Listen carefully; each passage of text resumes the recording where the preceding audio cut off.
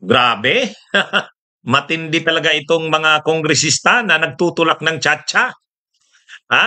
Mga kabunyog, sinong nagsasabing walang pera ang Pilipinas? Sinong nagsasabing walang pera ang Pilipinas?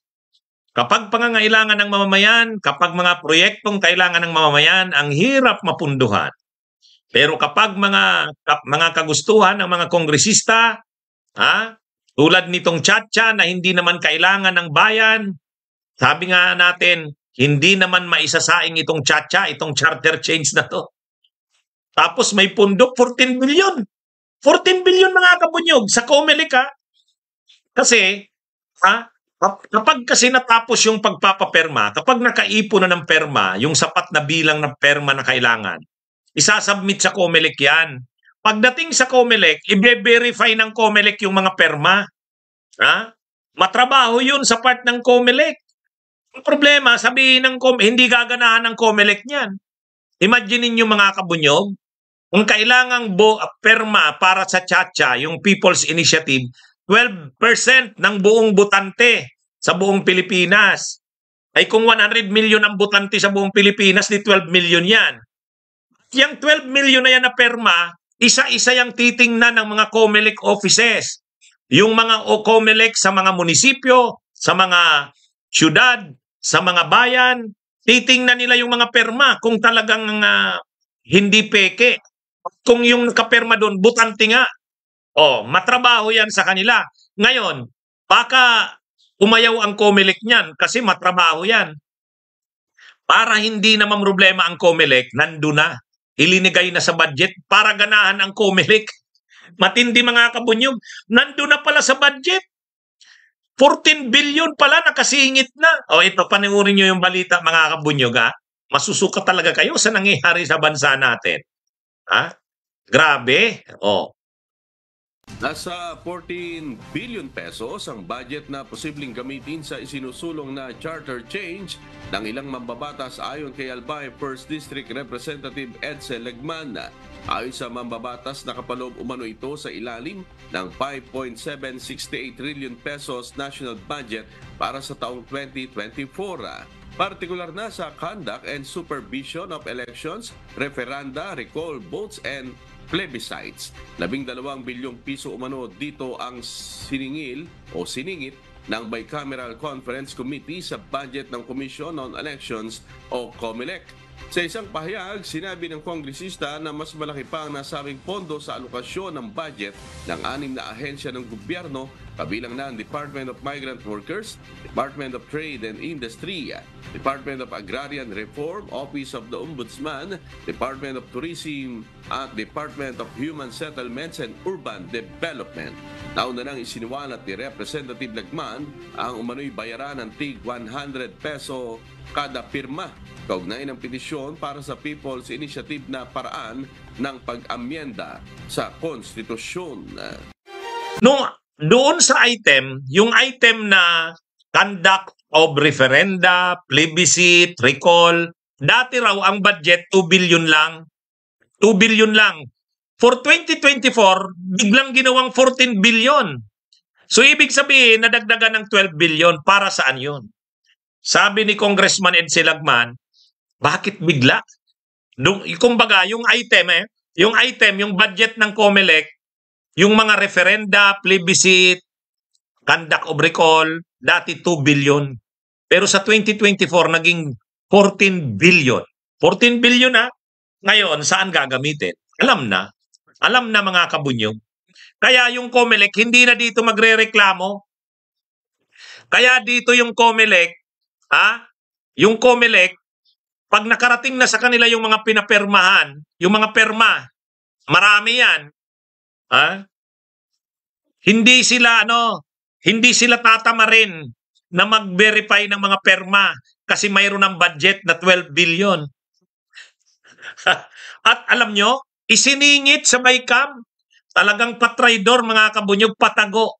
Kasi hindi pinagdebatihan, hindi tinalakay sa plenaryo.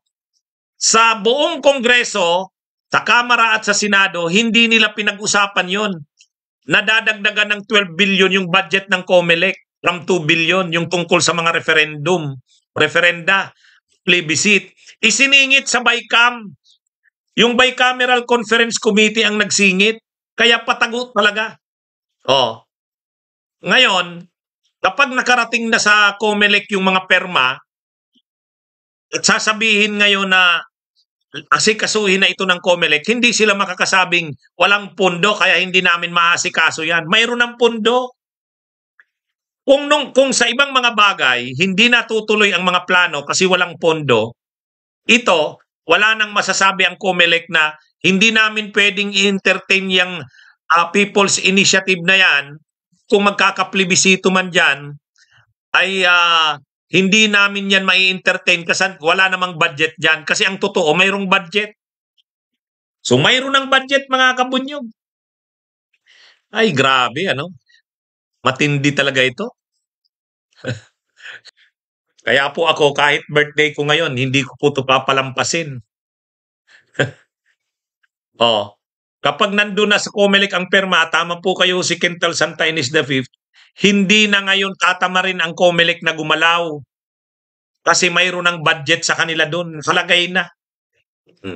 Kumbaga, kung sa iba, sasabihin ng COMELEC, hindi namin yan maasikaso kasi wala namang budget yan eh. Saan kami kukuha ng pondo dyan? Oh, wala na. Alam na yan ng Kamara. In-advance silang mag-isip eh. Pag nagsabi ang COMELEC na hindi mai-entertain yung People's Initiative kasi walang pondo, oh, mayroon na, nandun na. Kaya mga kabunyog, grabe ang ginagawa nila sa bayan natin.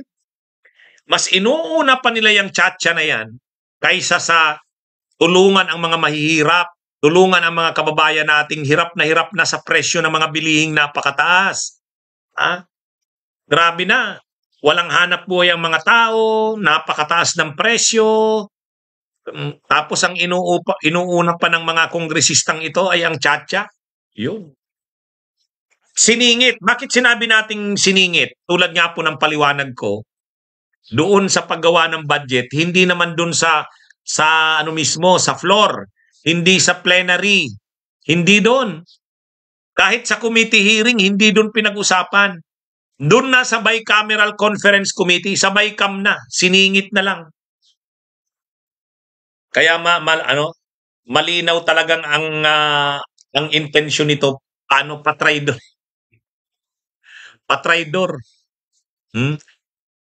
Sabi ni Basri Awal, sige, kampihan mo pa si Tambaluslos. Hindi ko kinampihan yan.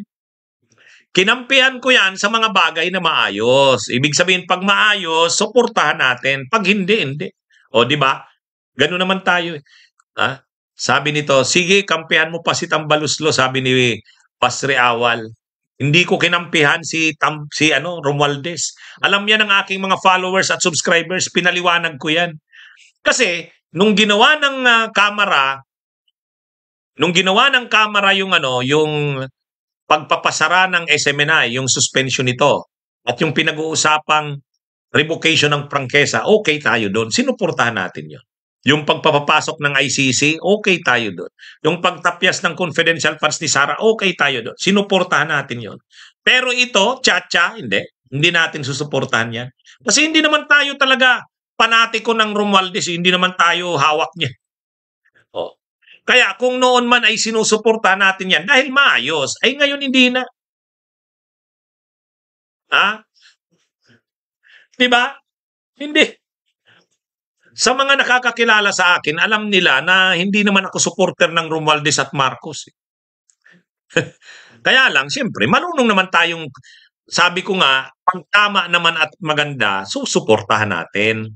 Pag mali, lalabanan natin. Yun. Diba? Ganun tayo eh. Kaya ngayon, itong tsatsang ito, obvious na, grabe. Isiningit sa budget ng COMELEC. Kasi nung last year na 2023, yung dun sa item, conduct of referenda, plebiscite, recall, 2 billion. Ngayon, biglang 14 billion. 14 billion. Kaya sabi ni Congressman Edsel Lagman, bakit naging 14 billion ito? Dati last year 2 billion lang yung mga referenda, plebisito. Ibig sabihin, mayroong importanteng plebisito na gagawin sa 2024, ngayong taon. At ano yon? Itong Chacha. Ha? O yan, kaya matindi mga kabunyog.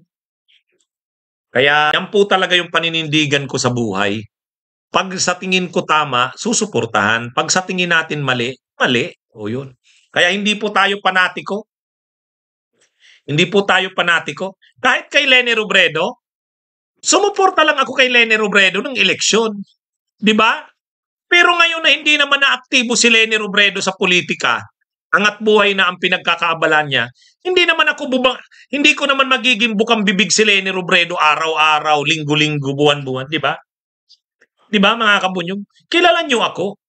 Sinuportahan ko si Leni nung eleksyon. Pero hindi ako panatiko ni Leni Robredo. Di ba? Hindi, ano yan eh. Bakit? Kahit ba ngayon natapos na yung eleksyon at hindi naman naaktibo si Leni sa mga pagkomentaryo sa politika, Leni pa rin ako ng Leni. Bukang bibig ko pa rin, Leni.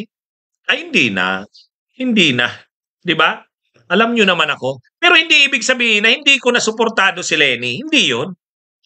Kaya lang hindi ko gagawing araw-araw yan na parang lagi kong topic, Leni.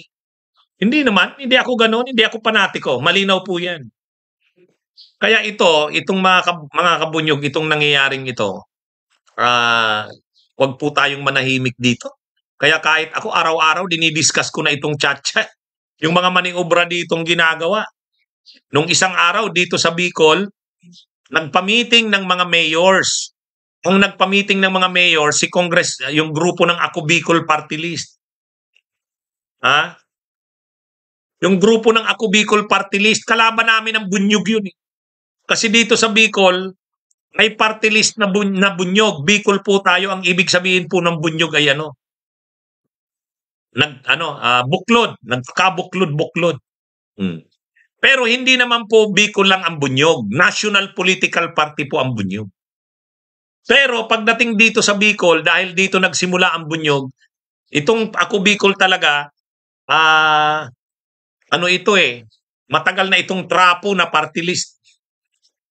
Kung ang mga pinuno niyang Ako Bicol na yan, sila Elizalde-Co, yung House Committee Chairperson ng Committee on Appropriations, Kabunyog Mindanangli, salamat sa pag-send ng donation. Ngayon, dahil siya ang House Committee on Appropriations, dikit na tigit talaga kay Romualdez. Sila nila Romualdez ang nag-iusap kapag pera ng bayan. Ngayon, nagpa-meeting yung Ako Bicol, tinipon yung lahat ng mga mayors ng Albay, yung katabi naming probinsya. Namigay daw ng pera. Yung pera na yun, yan yung ipapamigay sa mga tao na pipirma. 100 pesos kada boto o kada pirma. Kaya nga, hindi yan totoong People's Initiative eh. Kasi pag sinabing People's Initiative, inisyatiba ng masa. Walang perang involved.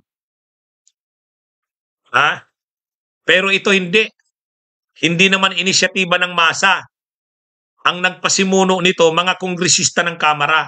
Hindi ito kagustuhan ng tao. May bayad na binibigay para pumirma. Matindi, At ang mga mayors naman, para ganahan na mag-release magpapirma, mayroong 20 million na budget para sa mga proyekto sa kanya-kanyang bayan. Kaya ganun mga kabunyog. Grabe. Yung unprogrammed funds na nandun, 450 billion pesos, malamang gagamitin pa yan sa pangsuhol sa mga mayors at saka mga gobernador, saka mga kongresista para suportahan ng Chacha. Kaya pala may 450 billion pesos na unprogrammed funds at siningit ang Kamara eh. Kaya grabe, mga kabunyog. Yung COMELEC, linagyan ng 14 billion para may magastos na sa plebisito sa Chacha. May 450 billion na unprogrammed funds. Pwedeng magamit pa yan para kasi sinabihan yung mga mayors, kung gusto nyo ng project na 20 million, okay, suportahan ninyo itong Chacha. Kaya grabe. Inuuna pa nila itong mga chatcha na ito kaysa sa pangangailangan ng bayan. Grabe mga kabunyog. Anyway, kaya mga kabunyog, samahan nyo ako sa labang ito. Huwag natin itong tatantanan. Okay mga kabunyog, mga kababayan, magandang araw po sa inyong lahat. Mabuhay po tayo. Ito po uli si Atty. Enzo Recto, Atty. Ricky Tumutorgo, at muli po, salamat sa mga nag-greet sa akin sa aking birthday ngayong araw. Bunyog, bunyog, halikan na kasama ka. Bunyog, kapag buklod ay may pag-asa. Luzon, Visayas, Mindanao, isa ang pananaw. Sa bagong Pilipinas ang bunyog isisigaw. Bunyog.